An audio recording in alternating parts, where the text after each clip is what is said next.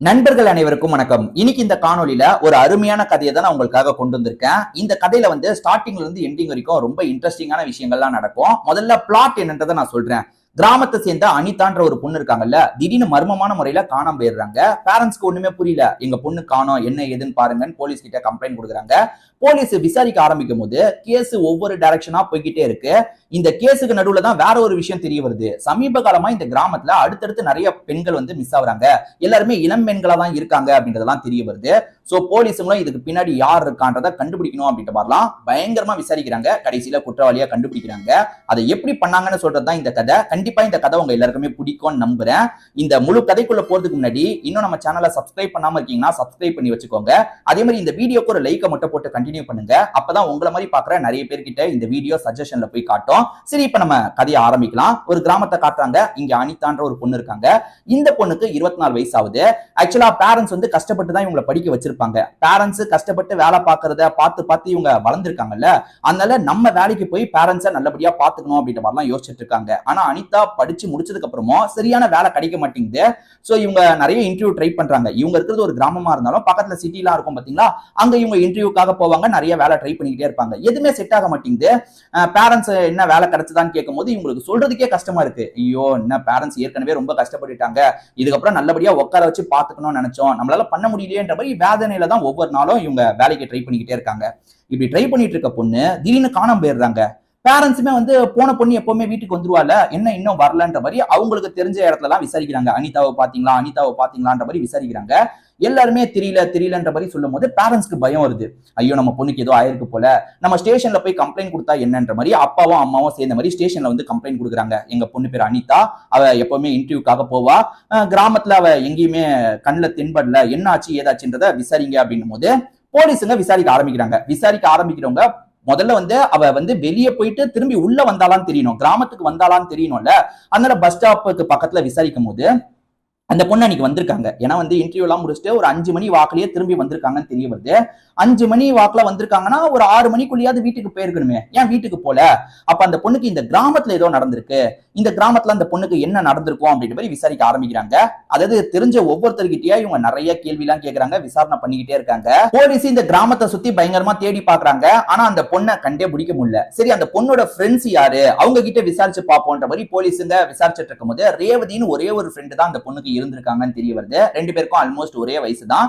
ரேவதி கிட்ட விசாரிக்கலான்ற மாதிரி இவங்க ரேவதி கிட்ட விசாரிக்கிறாங்க. ரேவதி கிட்ட விசாரிக்கும் போது ரேவதி சில விஷயங்களை சொல்ல ஆரம்பிக்கிறாங்க. அது என்னன்னா, வேலை கிடைக்கல, பேரண்ட்ஸை நல்லபடியா பாத்துக்க முடியலன்ற மாதிரி அனிதா கொஞ்சம் கஷ்டத்துல இருந்தா, அதை தாண்டி எதுவுமே இல்லைன்ற மாதிரிலாம் சொல்றாங்க. போலீஸ் வேற ஆங்கிள் யோசிக்கிறாங்க. அதாவது அவங்க வீட்டை விட்டே ஓடி போயிருக்க வாய்ப்பு இருக்கா, லவ் கிவன் ஏதாவது இருக்க வாய்ப்பு இருக்கான்ற ஆங்கிள் ரேவதி கிட்ட கேள்வி கேட்கறாங்க. அவங்க யாரையாவது லவ் பண்ணாங்களா, யாரு கூடயாவது ஓடி போயிருக்க வாய்ப்பு இருக்கா, நீங்க எதையும் மறைக்காம சொல்லுங்கன்னு கேட்கும் போது, சார் லவ் கிவெல்லாம் அவளுக்கு எதுவுமே கிடையாது சார், அவ பேரண்ட்ஸை நல்லபடியா பாத்துக்கணும்னு நினைச்சா, அவெல்லாம் யாரு கூடயும் ஓடி போயிருக்க வாய்ப்பே இல்லைன்னு ரேவதி சொல்றாங்க. இப்ப ஆளுங்க, அதாவது போலீஸ் ஆளுங்க இன்னமும் ரேவதி எல்லா பக்கமும், சரி அனிதாவை எல்லா பக்கமும் தேடிட்டு இருக்காங்க. அப்படி தேடிட்டு இருக்கும் போது ஒரு ஸ்டேஜ்ல அனிதாவோட சடலம் தான் இவங்களுக்கு கிடைக்குது. அதாவது இந்த கிராமத்தோட ஒதுக்குப்புறமா ஒரு இடம் இருக்கும். அந்த இடத்துல ஒதுங்க போன ஒருத்தர் தான் பாடியை பார்த்து சொல்லியிருப்பாரு. அந்த பாடி கொஞ்சம் 3 நாள் ஆயிருச்சு. இவங்க தேடுதல் பணியில ஈடுபட்டு 3 நாள் ஆயிருக்கும். 3 நாள்ல அந்த பாடி ரொம்ப சேதமாயிருக்கு. அனிதான்றதை பேரண்ட்ஸ் கன்ஃபார்ம் பண்ணிடுறாங்க. அனிதாவை யார் இப்படி பண்ணாங்க அப்படின்ற மாதிரிலாம் பேரண்ட்ஸ் ரொம்ப வருத்தத்துல இருக்காங்க. மேற்கொண்டு விசாரணை நடக்க ஆரம்பிக்குது. யார் இந்த கொலையை பண்ணிருப்பான்ற மாதிரி விசாரணை நடக்க ஆரம்பிக்குது. எல்லார்கிட்டயும் விசாரிச்சுட்டு இருக்காங்க. அனிதாவை கடைசியா நீங்க எங்க வச்சு பாத்தீங்க அப்படி இப்படின்ற மாதிரிலாம் கேள்வி கேட்கறாங்க. ஏன்னா பஸ்ல இந்த கிராமத்துக்கு இறங்கிட்டாங்க. கிராமத்துக்கு வந்தவங்க எங்க போனாங்க, எதனால இப்படி ஆச்சுன்ற மாதிரி விசாரணை நடந்துட்டு இருக்கு. அப்ப ஃப்ரெண்டான ரேவதி இருக்காங்கல்ல, சார் உங்ககிட்ட நான் ஒரு விஷயத்த சொல்லணும், நான் அன்னைக்கே சொல்லியிருப்பேன், ஆனா இப்ப பாடியே கிடைச்சதுக்கு அப்புறம் எனக்கு பயம் அதிகமாயிருச்சு சார். ஆக்சுவலா என்னன்னா, ஒருத்தன் லவ் டார்ச்சர் கொடுத்துக்கிட்டே இருந்தான் அனிதாக்கு. அதாவது இந்த கிராமத்துல சேகர்னு ஒரு நபர் இருக்கான். அந்த சேகரை பொறுத்த வரைக்கும் எப்ப பாரு அனிதாவை ஃபாலோ பண்ணிட்டு இருப்பான். அனிதாக்கு பெருசா இந்த லவ் கிவ்ல விருப்பம் கிடையாது, அவாய்ட் பண்ணிக்கிட்டே இருந்தாங்க. என்ன அவாய்ட் பண்ணிக்கிட்டே இருந்த, ஒரு நாள் என்ன பண்ணுவனே தெரியாதுன்ற மாதிரி வார்னிங்க கொடுத்திருப்பான். இதே சமயம் அனிதாவோட பாடியை போஸ்ட்மார்ட்டத்துக்கு அனுப்பி வச்சிருப்பாங்க. போஸ்ட்மார்ட்டத்துல ரிசல்ட் என்ன வருதுன்னா, பாலியல் வன்கொடுமை நடந்திருக்குன்ற மாதிரி ரிசல்ட் வருது. அதாவது கட்டாயப்படுத்தி யாரோ எல்லை மீறி நடந்திருக்காங்கன்றது தெரிய வந்தோன்னே இவங்களுமே ஷாக் ஆயிடுறாங்க. அப்போ ஒரு வேலை சேகர் தான் இதுல சம்பந்தப்பட்டிருக்க வாய்ப்பு இருக்குன்ற மாதிரி நினைச்சிருப்பாங்க. இப்ப கிராமத்தை சேர்ந்த அந்த சேகரை தூக்கி அடின்னு அடிச்சு பயங்கரமா விசாரணை பண்ணிட்டு இருக்காங்க. அப்படி விசாரணை பண்ணும்போது, சத்தியமா நான் எதுவுமே பண்ணல சார், அந்த நாள் நான் இந்த ஊர்லயே இல்ல இல்ல சார், வெளியூர்ல தான் இருந்தேன் சார், என்ன நீங்க செக் பண்ணி பாருங்கன்ற மாதிரிலாம் இவன் சொல்லிட்டு இருக்கான். இதை தாண்டி சந்தேகப்பட்டு இவனோட சாம்பிள் எல்லாம் எடுக்கிறாங்க, செமன் சாம்பிள் சொல்லுவாங்கல்ல, அதை எடுத்து செக் பண்ணும்போது இவனோட அது மேட்ச் ஆகலன்றது தெரிய வருது. சோ இவன் இதை பண்ணலன்றத பண்ணிடுறாங்க. இவன் வந்து ஒரு விஷயத்த சொல்றான், சார் எனக்கு ஒரு விஷயம் தெரியும், அதாவது அவ என்ன மதிக்கவே மாட்டா சார், அவாய்ட் பண்ணிக்கிட்டே இருப்பா, ஆனா நான் பின்னாடியே சுத்திட்டு இருப்பேன் சார். அப்படி நான் சுத்தும் போது ஒரு விஷயத்த கவனிச்சேன் சார். அது என்னன்னா வந்து இந்த ஊருக்கு ஒதுக்குப்புறமா ஒரு பில்டிங் இருக்கு சார், அந்த பில்டிங்குள்ள இவ போனா அங்க யார்கிட்டயே பேசுறதுக்கு தான் போயிருக்கா சார். ஏன்னா வந்து அங்க இருந்து ஒரு நபர் வெளியேறினதையும் நான் லாங்ல இருந்து பார்த்தேன் சார். என்ன மதிக்காம வேற ஒருத்தன் பின்னாடி சுத்ரா போலன்ற மாதிரி நான் கோவம்லாம் கூட பட்டேன் சார் அப்படின்ற மாதிரி சேகர் சொல்றான். இவன் சொல்றது மூலியமா போலீஸ்க்கு ஒரு விஷயம் தெரிய வருது, அனிதா வேற யார் கூடயோ பேசியிருக்காங்க, அந்த மர்ம நபர் யாரு, அவர் இந்த ஊரை சேர்ந்தவரா இல்லையா, அவர் இதுல சம்பந்தப்பட்டிருக்க வாய்ப்பு இருக்கான்ற மாதிரிலாம் யோசிக்க ஆரம்பிக்கிறாங்க. அந்த சேகர் ஒரு வீட்டுக்கிட்ட வச்சு பார்த்தன்ற மாதிரி சொன்னா பாத்தீங்களா, அந்த வீட்டை போய் செக் பண்ணோன்ற மாதிரி இவங்க நினைக்கிறாங்க. ஏன்னா இவங்க அனிதாவை தேடும் போது அந்த வீட்டெல்லாம் செக் பண்ணிருக்க மாட்டாங்க. சரி, அந்த வீட்டுக்கு கடைசியா அனிதா போயிருக்கிறதா இந்த சேகர் சொல்றான்ல, நம்ம செக் பண்ணலான்ற மாதிரி யோசிக்கிறாங்க. அந்த நாள் சேகர் பார்த்திருக்க மாட்டான், அதாவது அனிதா வந்து அந்த வீட்டுல ஒரு நபர்கிட்ட பேசினதை நான் இதுக்கு முன்னாடி பார்த்திருக்கேன்னு தான் சொல்லியிருப்பானே தவிர அந்த நாள் நான் பார்த்தேன்றதா சொல்லியிருக்க மாட்டான். இருந்தாலுமே வந்து அந்த இடத்துக்கு அவங்க போயிருக்காங்கன்னா அந்த நாள் கூட அங்க போயிருக்க வாய்ப்பு இருக்குல்ல, அந்த மர்ம நபரை மீட் பண்ணிருக்க வாய்ப்பு இருக்குல்ல, செக் பண்ணி பார்க்கலான்ற மாதிரி போலீஸுங்க எல்லாருமே அந்த ஒரு பழைய வீட்டை செக் பண்றதுக்காக வராங்க. அப்படி செக் பண்ணும்போது அந்த இடத்துல உங்களுக்கு ஒரு பேக் கிடைக்குது. இந்த பேக் ஒருவேளை அனிதாவோட பேகான்ற மாதிரி கன்ஃபார்ம் பண்ணோன்னு பேரண்ட்ஸ் கிட்ட எல்லாம் காமிக்கிறாங்க. இது அனிதாவோட பேக் இல்லன்ற மாதிரி பேரண்ட்ஸ் சொல்றாங்க. இவங்களுக்கு கிடைச்ச பேக்கை இவங்க நல்லா செக் பண்ணி பார்க்கும்போது அதுல ஒரு பில்லு வந்து கட்டின மாதிரி இருக்கு. இந்த பில்லை வச்சு இது யாரோட பேக்ன்றதை கண்டுபிடிக்க முடியுமான்ற மாதிரி போலீஸுங்க விசாரணையை பண்றாங்க. அந்த பில்லு மூலியமா இந்த பேக் யாரோடதுன்றதை கண்டுபிடிச்சிடுறாங்க. சுதான்ற ஒரு பொண்ணோடதுன்றது உங்களுக்கு தெரிய வருது. அந்த சுதாவோட பேரண்ட்ஸ் கிட்ட போய் கன்ஃபார்ம் பண்ணலான்ற மாதிரி சுதாவோட பேரண்ட்ஸை பாக்குறாங்க. இது உங்க பொண்ணு பேகான்னு கேட்கும்போது ஆமான்ற மாதிரி சொல்றாங்க. உங்க பொண்ணை பார்க்கலாமான்னு கேட்கும்போது அந்த பொண்ணு இறந்து போன விஷயத்த சொல்றாங்க. ஆக்சுவலா அந்த பொண்ணை பொறுத்த வரைக்கும் 6 மாசத்துக்கு முன்னாடி இறந்திருப்பாங்க. இப்ப அனிதா எப்படி இறந்து போயிருக்காங்களோ அதே மாதிரி தான் அந்த பொண்ணும் இறந்து போயிருக்காங்க. இதெல்லாம் இந்த இன்ஸ்பெக்டருக்கு தெரியல. ஏன்னா இந்த இன்ஸ்பெக்டர் சார்ஜ் எடுத்தே 4 மாசம் தான் ஆகுது. சோ 6 மாசத்துக்கு முன்னாடி இதே மாதிரி ஒரு சம்பவம் நடந்திருக்கு. சோ அப்ப வந்து வேற ஒரு பொண்ணு இறந்து போயிருக்கா, சுதான்ற ஒரு பொண்ணு இறந்து போயிருக்கா. அந்த பொண்ணோட பேக் இப்ப இந்த ஸ்பாட்ல இருக்கு. அதாவது அனிதா கடைசியா இங்க வந்திருக்கலாம், இங்க வந்த மர்ம நபர் ஏதாவது பண்ணிருக்கலாம்.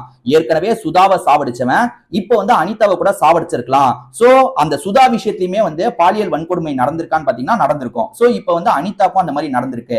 ஒருத்தன் குறி வச்சு பெண்களை, இளம் பெண்களை குறி வச்சு இப்படி பண்ணிட்டு இருக்கான். ஆனா என்ன சொல்லி வர வைக்கிறான், ஏன்னா வந்து பெண்களை வந்து எப்படி அவன் இந்த இடத்துக்கு வர வைக்கிறான், பெண்களும் எப்படி நம்பி வராங்கன்ற மாதிரிலாம் பயங்கரமா போலீஸுங்க யோசிக்கிறாங்க. ஏதாவது டிராப் மாதிரி செட் பண்ணி தான் இவனை பிடிக்கணும் அப்படின்ற மாதிரி இவங்களுமே கணக்கெல்லாம் போட்டுட்டு இருக்காங்க. அந்த மர்ம நபரை பொறுத்த வரைக்கும் அனிதாவையும் அதே மாதிரி அந்த சுதாவையும் யாரையும் ஒரே இடத்துக்கு வர வச்சுதான் வந்து அவன் எல்லை மீறி நடந்திருக்கான். அதுக்கப்புறம் சாவடிச்சு பாடியை ஒவ்வொரு இடத்துல போட்டிருக்கான்றது உங்களுக்கு தெரிய வந்துருது. இந்த இடத்த தான் அவன் யூஸ் பண்ணிட்டு இருக்கானா, இந்த இடத்த வந்து ரெகுலரா வாட்ச் பண்றவங்க இருப்பாங்கல்ல, அதாவது இங்க சரக்கு அடிக்கிறதுக்காக சில ஆளுங்க வருவாங்க, அதே மாதிரி வந்து ஒதுங்குறதுக்காக சிலர் பக்கத்துல வருவாங்க. அவங்கள யாராவது கவனிச்சிருக்க வாய்ப்பு இருக்கா, அந்த மர்ம நபரை கவனிச்சிருக்க வாய்ப்பு இருக்கான்ற ஆங்கிள் விசாரணை பண்ண ஆரம்பிக்கிறாங்க. அது என்னன்னா இங்க ரெகுலரா குடிக்கிறதுக்கு வரவங்க, அதே மாதிரி வந்து ஏதாவது சின்ன பசங்க ஒதுங்குறதுக்காக பக்கத்துல இருக்க பகுதிக்கு வருவாங்க, அந்த மாதிரி ஆளுங்க கிட்ட விசாரிக்கலாம்னு போது ஒரு சின்ன பையன் ஒரு விஷயத்த சொல்றான். அது என்னன்னா 2-3 வாட்டி ஒருத்தர் இங்க இருந்து போனதை நான் பார்த்திருக்கேன், அவர் கேப்ப போட்டு முகத்தை மேக்சிமம் மறைச்சுப்பாரு, நான் அப்படி பார்த்திருக்கேன் போது கேப்ப போட்டுலாம் மறைச்சிருக்கானா அவன் தான், அதாவது அவன் தான் இந்த 2 பாலியல் வன்கொடுமையா பண்ணிருக்க வாய்ப்பு இருக்கு. அவன் யாருன்றதை உன்னால அடையாளம் சொல்ல முடியுமா, எங்களுக்கு வரையறதுக்கு ஹெல்ப் பண்ண முடியுமான்னு கேட்கும்போது எனக்கு தெரிஞ்சதை சொல்றேன்ற மாதிரி அந்த சின்ன பையன் சொல்றான்.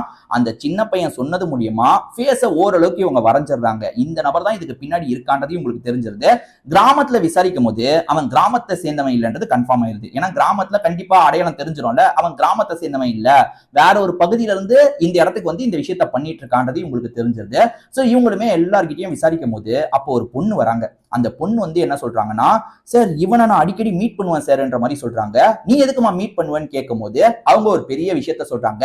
அப்பதான் அந்த மர்ம நபர் என்ன பண்ணிட்டு இருக்கான்றது தெரிய வருது. அது என்னன்னு பாத்தீங்கன்னா, வேலைக்காக பயங்கரமா ட்ரை பண்றாங்க பாத்தீங்களா, அந்த மாதிரி பொண்ணுங்க தான் இவனோட டார்கெட். இவன் என்ன பண்ணுவானா, என்னமா இன்டர்வியூ போயிட்டு வரியா அப்படின்னு கேட்கும்போது, ஆமா சார் இன்டர்வியூல எதுவுமே எனக்கு கிடைக்கவே மாட்டேங்குது, வேலையே கிடைக்க மாட்டேங்குது, ரொம்ப கஷ்டமா இருக்கு, வீட்டுல வேற ஏழ்மையான சூழ்நிலை அப்படின்ற மாதிரி பொண்ணுங்க பேசுவாங்கல்ல, பொண்ணுங்க கிட்ட நைஸா பேசுவான், அவங்களோட கஷ்டத்தை புரிஞ்சுப்பான்.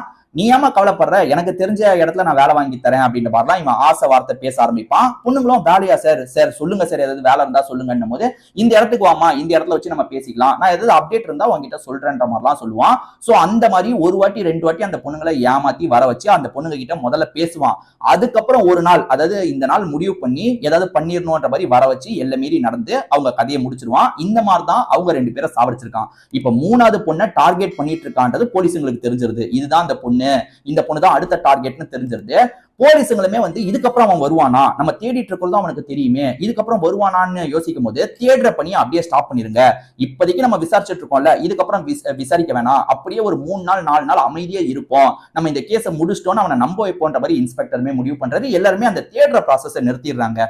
இந்த பொண்ணு மூலியமா தான் அவனை பிடிக்கணும்ன்ற மாதிரி யோசிக்கிறாங்கல்ல. இப்ப எல்லா போலீஸுங்களும் என்ன பண்றாங்கன்னா மாறு வேஷத்துல இருக்காங்க. இந்த பொண்ணோட டெய்லி ஆக்டிவிட்டியை நம்ம ஃபாலோ பண்ணலாம், அவன் திரும்பி நைஸா இந்த பொண்ணு கிட்ட பேச வருவான், அந்த இடத்துல மீட் பண்ணலாம்னு சொல்லுவான், அப்ப நம்ம அமைக்கிறலான்ற மாதிரிலாம் கணக்கு பண்ணிட்டு இருக்காங்க. சோ இந்த பொண்ணுமே இவங்களோட ரொட்டீன் விஷயத்த பண்ணிட்டு இருக்காங்க. அவனை பொறுத்த வரைக்கும் எப்பவுமே வந்து பஸ் ஸ்டாப்க்கு கொஞ்சம் தள்ளி இருக்க பகுதியில பேச்சு கொடுத்து அந்த இடத்துக்கு கூட்டு போவான்றது தெரிய வருது. சோ அதே மாதிரி ஒரு நாள் இந்த பொண்ணு நடந்து போயிட்டு இருக்கும் போது ஒருத்தன் பேச்சை கொடுக்குறான், சுத்தி முத்தி பாத்துக்கிட்டே இருக்கான். போலீஸுங்க வந்து கொஞ்சம் தள்ளி போயிடலாம், அவன் கண்ணில் பட்டுக்கிட்டா அவன் உசாராயிடுவான்றதுக்காக கொஞ்சம் தள்ளி இருந்து கவனிச்சிட்டு இருக்காங்க. அவன் வந்து நைஸா அந்த பொண்ணு கிட்ட பேச்சு கொடுக்குறான். இந்த பொண்ணு கொஞ்சம் பதட்டப்படுறாங்க, ஏன்னா இவன் கில்லர்னு தெரிஞ்சிருச்சுல, கொஞ்சம் பதட்டப்படுறாங்க. வா அந்த இடத்துல போய் பேசிக்கலாம், ஏன்னா ஊர்க்காரங்க பார்த்துட்டா தப்பா நினைக்க கூட வாய்ப்பு இருக்கு, அங்க போயிடலான்ற மாதிரி சொல்றான். எல்லா பொண்ணுங்களையும் இதே பிட்ட போட்டு தான் ஏமாத்திருக்கான் போல. அந்த பகுதிக்கு இவன் கூட்டு வந்துடுறான். எல்லா மீறி நடக்க போறான்றது இந்த பொண்ணுக்கும் தெரியுது. இந்த பொண்ணு செம்ம பயத்துல இருக்காங்க. அப்பன்னு பார்த்து போலீஸுங்க என்ட்ரியை கொடுக்குறாங்க. அடி அடின்னு அடிச்சு அவனை லாக் பண்றாங்க. ஆக்சுவலா இதான் இவன் பொழப்பா பண்ணிட்டு இருக்கான்னு தெரிய வருது. இந்த இடத்துல 2 பொண்ணுங்க கிட்ட எல்லா மீறி நடந்திருக்கான், ஆனா நிறைய பகுதியில நிறைய பொண்ணுங்களோட வாழ்க்கையை இவன் சீரழிச்சிருக்கான்றது தெரிய வருது. இதுக்கப்புறம் இவனை விடக்கூடாதுன்ற மாதிரி அங்கேயே போட்டு சம்மடி அடிக்கிறாங்க, அவனை லாக் பண்ணி கூட்டு போறாங்க. அதே மாதிரி கிராமத்தை சேர்ந்தவங்க கிட்ட இதுக்கப்புறம் இளம்பெண்கள்லாம் கொஞ்சம் இதா இருங்க, கவனமா இருங்க, ஏன்னா இந்த மாதிரி ஆளுங்க உருவாயிட்டாங்க, இந்த மாதிரி ஆளுங்க கிட்ட இருந்து நம்ம தான் காப்பாத்திக்கணும், கவனமா இருங்கன்ற மாதிரி விழிப்புணர்வை ஏற்படுத்துற மாதிரிலாம் பேசுறாங்க. இந்த மாதிரி நபரால 2 பெண்களோட உயிர் போயிருச்சு பாத்தீங்களா. இதை நினைச்சு இந்த கிராமத்தை சேர்ந்த எல்லாருமே ரொம்ப வருத்தப்படுறாங்க. நம்ம பொண்ணை வந்து ரொம்ப கஷ்டப்பத்திட்டோம், அதாவது வேலை எங்க வேலை எப்ப கிடைக்கும்ன்ற மாதிரி ரொம்ப கஷ்டப்பத்திட்டோம், அதனாலதான் பொண்ணு இந்த மாதிரி ஒரு முடிவை எடுத்துட்டா அப்படின்ற மாதிரி அனிதாவோட பேரண்ட்ஸ்க்கு ரொம்ப கஷ்டமா இருக்கு. இதோடயே இந்த கதை முடியுது. கண்டிப்பா இந்த கதை உங்க எல்லாருக்குமே பிடிச்சிருக்கும் நம்புறேன். இந்த மாதிரி கதைகள்லாம் உங்களுக்கு பிடிக்கும்னு நினைக்கிறீங்கன்னா கண்டிப்பா நம்ம சேனலை சப்ஸ்கிரைப் பண்ணி வச்சுக்கோங்க. இன்னும் லைக் போடாம இந்த வீடியோ பார்த்துட்டு இருக்கீங்கன்னா ஒரு லைக் மட்டும் போடுங்க. திரும்பி வேற ஒரு காணொளி மூலியமா உங்களை வந்து நான் சந்திக்கிறேன். நன்றி, வணக்கம்.